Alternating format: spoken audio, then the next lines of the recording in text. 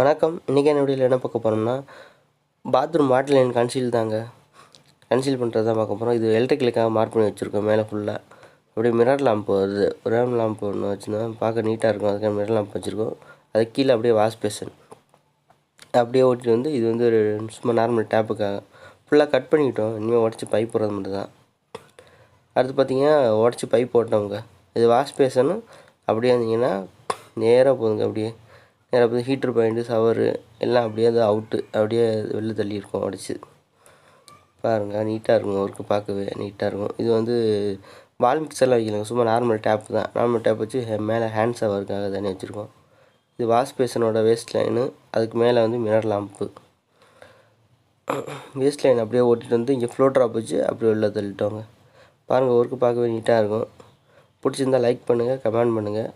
நம்ம சேனலை மறக்காமல் சப்ஸ்கிரைப் பண்ணுங்கள் நண்பர்களே.